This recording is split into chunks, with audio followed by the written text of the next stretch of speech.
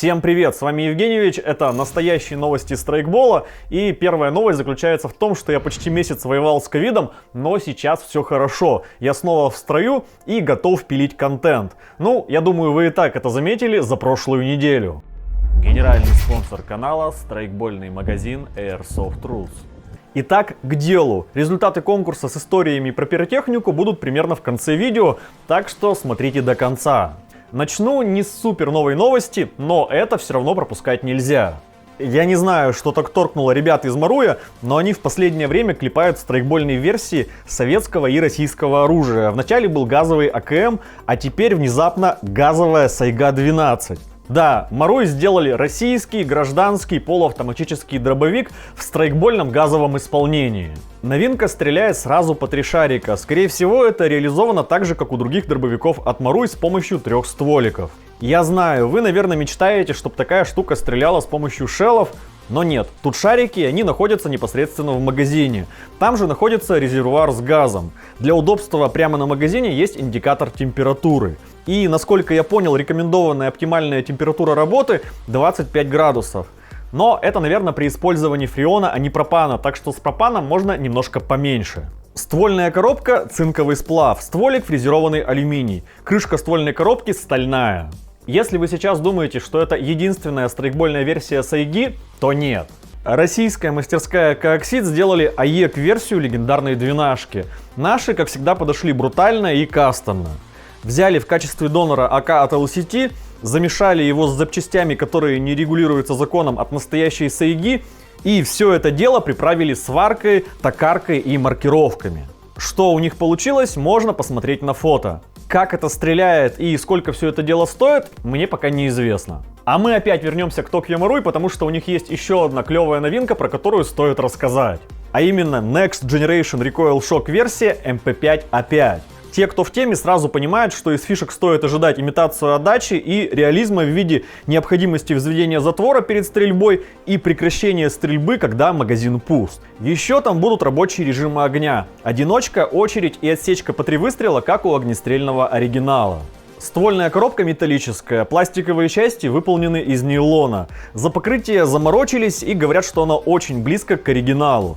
Вес и габариты, судя по описанию, также соответствуют оригиналу 1 к 1.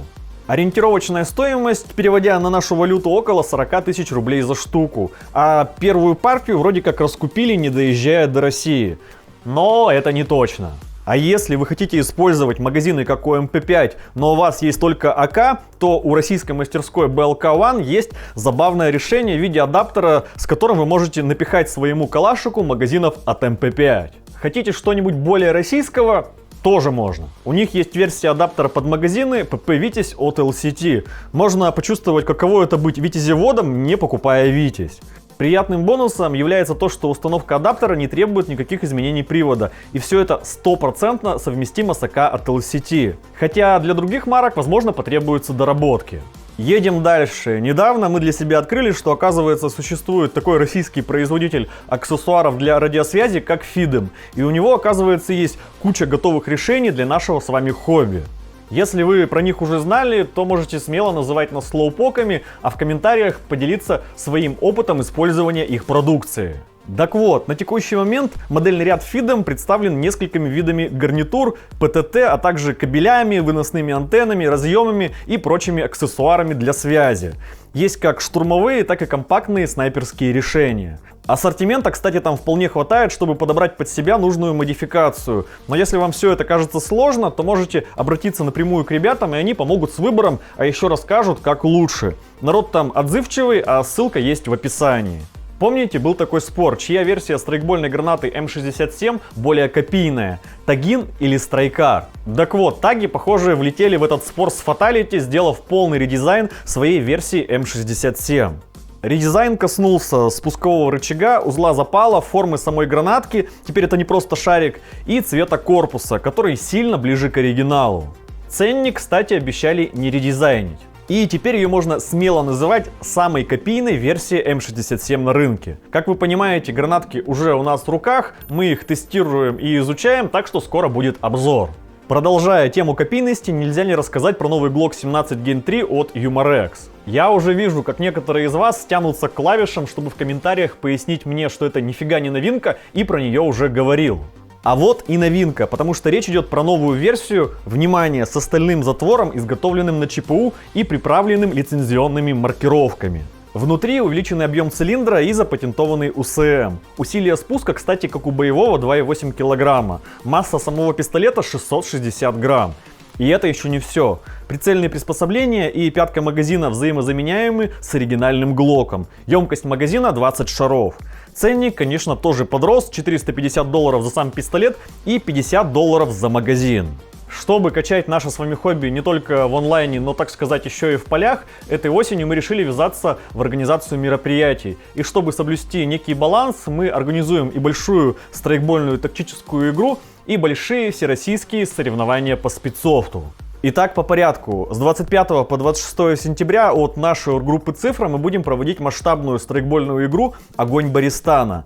Игра будет проходить на очень крутом полигоне недалеко от города Асбест. Это игра в формате, который мы сами очень любим, с игровыми штабами сторон, сложным сценарием под управлением нашей собственной игровой электроники и электронной системы C-Trap от Privatka Club. Сюжет — это продолжение событий игры «Заря Арбалет». Сеттинг тот же, про противостояние сторон Ису и Рубия. А с 27 по 28 ноября в рамках Лиги Спидсофт Раша мы проводим большие двухдневные всероссийские соревнования по спидсофту, которые называются «Кубок городов 2021». Те из вас, кто смотрел трансляцию, понимают, о чем речь. Но в этот раз мы хотим сделать все еще круче. Отдельным днем будут отборочные, отдельным финал турнира. Кроме того, будут шоу-матчи и некоторые другие сюрпризы. Лимит турнира в 18 команд, регистрация уже началась, так что если ваша команда хочет принять участие, то поспешите. Магазин Airsoft Store стал официальным дистрибьютором продукции Imbalance Gear в России. Это значит, что эта продукция всегда есть у них в наличии на складе в Москве, и ее можно всегда купить здесь и сейчас. Под брендом Imbalance Gear или Imba выпускается современное снаряжение, разработанное с учетом специфики CQB игр, спортивного страйкбола и спидсофт соревнований. Это специальные пояса, компактные нагрудники, подсумки, флеш-панели и другое специальное снаряжение. Помимо Airsoft Store, этот бренд также продается в магазине Airsoft Rus. G&G своим ARP9 все-таки конкретно задали тренды. После их новинки многие производители начали клепать арки под магазины а-ля 9 мм. Spetsna-Arms и CIMA не исключение. У Spetsna-Arms линейка будет называться X-Series. Следуя моде, там будет M-Lock цевьё, пистолетная рукоятка с прямым углом и приклад PDW формата. Магазины там свои уникальные, очень похожи на магазины от Glock. Что там внутри пока не говорят, сколько стоит тоже. CIMA не то чтобы не отстает, а даже, возможно, перегоняет. Их версия называется CM106A. Внезапно тоже с M-Lock цевьем и рукояткой с прямым углом. А вот приклад с классической трубой, что лично мне кажется плюсом. Судя по видео, магазины там от классических MP5 от CIMA, что опять же жирный плюс. Кто в итоговом раунде победит, CIMA или Spetsna-Arms, решит все-таки внутрянка, а про нее пока неизвестно, как и про ценник. S&T, известные в большей степени благодаря своим историческим моделям, решили поделать ARC и HK. Арки с M-Lock цевьем серии EuroX4. Внешне у них неплохое цевье и опять модная в наше время прямая рукоятка. Корпус какой-то сплав. Внутри электронный спуск и электронный ключ. HK416 серия называется ST46 Sportline. В нее входят модели с классическим цевьем, Quad Rail и цевьями а-ля Geisley SMR MK8. Особенность линейки — тут все из нейлона, даже цевье. Внутри электронный спуск, электронный ключ и гирбокс с быстрой заменой пружины. Про классику они, кстати, тоже не забыли и выкатили новые фоточки их версии Lee Enfield 1MK3. У этой спринговой красавицы прямо все про антураж. Деревянная ложа, маркировки, стальные элементы и даже вес близкий к оригиналу. Ценник соответствующий, на наши деньги около 35 тысяч рублей. Не уверен, что это сделали S&T, но магазин Taiwan Gun засветили страйкбольную версию винтовки SVT-40. Информации пока нет, даже непонятно, это все-таки спринг или газ. Но магазин обещает скоро открыть туман войны и все рассказать. Помните, были такие боевые брюки Paladin, но это которые многим нравятся и которые многие хвалят. Так вот, в каталоге этого бренда появились софтшелл куртки. И да, это классический софтшелл без флиса, против ветра и мелких осадков. А не тот флисовый пирог, который некоторые ошибочно называют софтшеллом. И это хорошо, потому что ветровлагозащитная куртка отдельно, а флис отдельно – это правильно и эффективнее с точки зрения системы слоев.